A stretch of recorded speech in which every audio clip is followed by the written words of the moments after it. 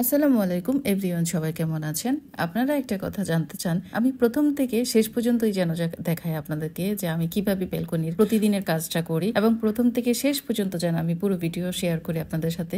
এত সুন্দর করে গুছিয়ে পরিষ্কার করে রাখি কবুতরগুলোকে, এবং কত সুন্দর করে কবুতরকে যত্ন করে খাওয়াই, সেটা আপনারা দেখতে চেয়েছিলেন। তো আজকে পুরো ভিডিওটা দেখবেন, আশা করি আপনাদের ভালো লাগবে। প্রথমেই দেখছেন যে আমি প্রথমে ওদেরকে খাবারটা দিয়ে দিয়েছি। এটা হচ্ছে বিকেলের খাবার, আর ট্রেগুলো আজকে পরিষ্কার করতে চলে আসছি বিকেলবেলা। প্রতিদিনই এরকম হাগু জমে যায়, আর এই হাগুগুলো আমাকে পরিষ্কার করতে হয়। আমি প্রতিদিনই হাগু পরিষ্কার করতে খুবই পছন্দ করি, এবং ওদের প্লেটগুলো যদি আমি নিজে হাত দিয়ে পরিষ্কার করতে পারতাম সেটা আরো ভালো হতো, কিন্তু আমি তো ব্রাশ দিয়ে পরিষ্কার করি। আমার বেশি অনেক আনন্দ লাগে যখন আমরা থাল বাসন ধুই না, তো ঠিক ট্রেগুলো আমার কাছে এরকম মনে হয়, মনোযোগ দিয়ে ট্রেগুলো থাল বাসনের মতো হাত দিয়ে মেজে মেজে পরিষ্কার করব, খুবই ভালো লাগে। আর এখান দিয়ে দেখেন সবগুলো পোটলা বাঁধে নিছি, এগুলো হচ্ছে আমি বাজারে বিক্রি করতে যাব। আর এখান দিয়ে হচ্ছে আমি এখন ট্রেগুলো পরিষ্কার করার পর দেখছেন তো আপনারা, আমি এখানে ভিজিয়ে রেখেছিলাম কিছুক্ষণ। দেখবেন যে আমি এগুলো ক্লিন করতে করতে বেলাটা কিভাবে চলে যায়। তো এগুলো ভিজিয়ে রাখার পর এখন হচ্ছে আমি ব্রাশটা দিয়ে ঘষে ঘষে উঠাবো। আমার খুব ইচ্ছা করতেছে আমার হাত দিয়ে ঘষে ঘষে তারপরে ওঠানোর জন্য, কিন্তু ব্রাশটা আমাকে ইউজ করতে হচ্ছে, কিছু করার নাই, ভাইরাস বলে একটা কথা আছে। তো সেক্ষেত্রে আমি এগুলো পরিষ্কার করার পর তারপর জীবাণুনাশক দিয়ে একটু ফেনা ফেনা করে তারপর ক্লিন করে এভাবে তুলতেছি।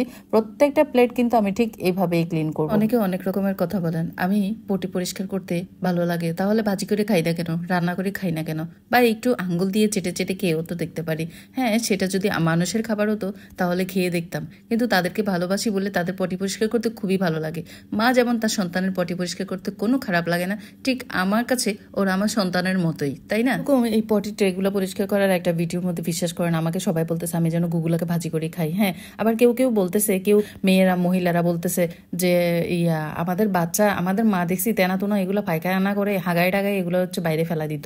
হ্যাঁ, আমরাও আমাদের বাচ্চাকে এই কাজটাই করি। শুনেন, কেন নিজের সন্তানের গুগুলা কাচাইলে কি হাত পচে যাবে, না নখ নষ্ট হয়ে যাবে? ফ্যাশন করে কি আরেকজনকে দেখাবেন, না হাজবেন্ডকে দেখাবেন যে বাচ্চার গু পরিষ্কার করতে আপনার এত সমস্যা? হ্যাঁ, আমার তো কোনো সমস্যা নাই। দেখেন আমি গু কাচাইতেছি, তারপর আমার হাতগুলো অনেক সুন্দর। আমার হাতের প্রশংসা একদম মুরগি থেকে গরু, ছাগল, খাসি, বিড়াল, হাতি, তারপরে বাঘ, সিংহ, মহিষ, এই যে আমার কবুতর, পাখি সবাই করে, এবং কি বিলাইও করে, বুঝছেন আমার হাতের প্রশংসা। এবং এই হাত দিয়ে যেটা ধরি সেটা উজ্জ্বল ফরফর করে মানে উন্নতি হতে থাকে, কারণ আমি যে কবুতরের গু পরিষ্কার করি আমার হাত দিয়ে, ডান হাত বাম হাত দিয়ে শুধু গুকা চাই, আর সেজন্যই আমার উন্নতি এত বেশি। মাশাল্লাহ, গুকা যাবেন উন্নতি লক্ষণ দেখতে পাবেন। এই দেখেন কত সুন্দর, পাখিও আমার কথা শুনে সুন্দর মতো হাত দিয়ে ওকে মাথা নিচু করে দিছি যে খাও খাও বেবি, পানি খাও। সে আমার কথা শুনেছে।